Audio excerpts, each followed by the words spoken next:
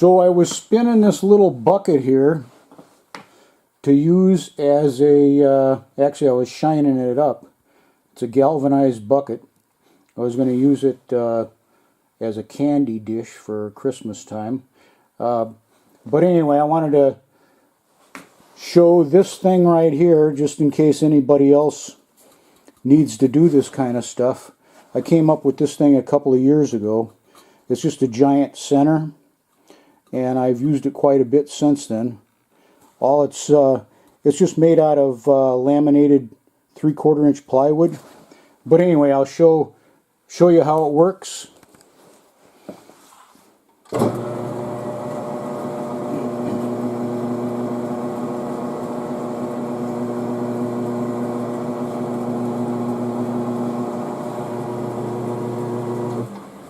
And you can spin a lot of large stuff where you can't normally with these.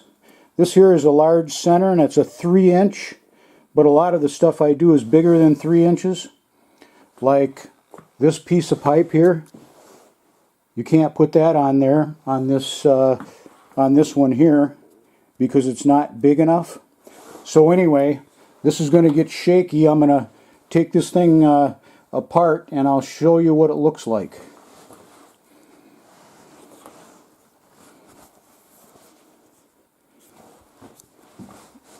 See if I can get this off of here without it falling down. This is just a little compression fit in here. So there's that. And that was my handle for the bucket.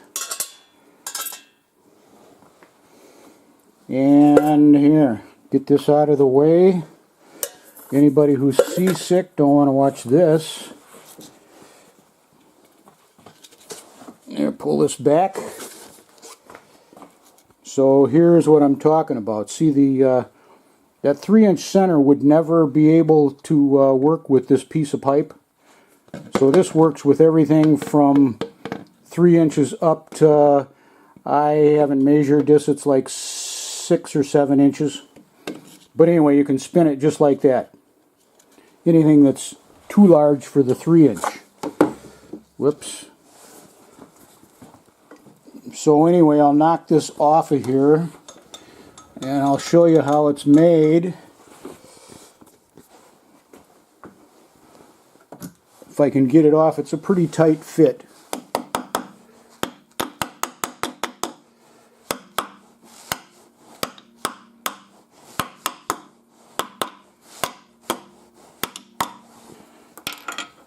See if I can pull it off.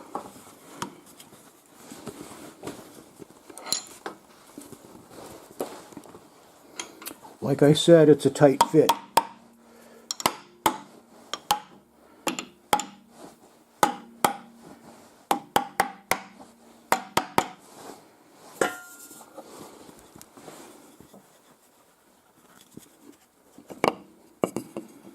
So anyway, there it is. It's just, and it's painted so it might look like metal, but it's not.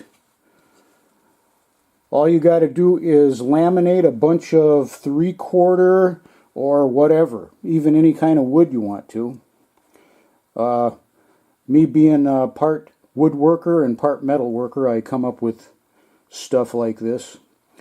But all it is just a stack of plywood glued together, and then I turned it down right here on the lathe to 60 degrees, and then to make it fit here, then you got to make it, you got to turn it so it fits this right here. And luckily it came out for me pretty good. The whole shape was came out pretty nice, exactly like that big center. So it fits right on there real tight, and then you can do your big stuff like this, or like this.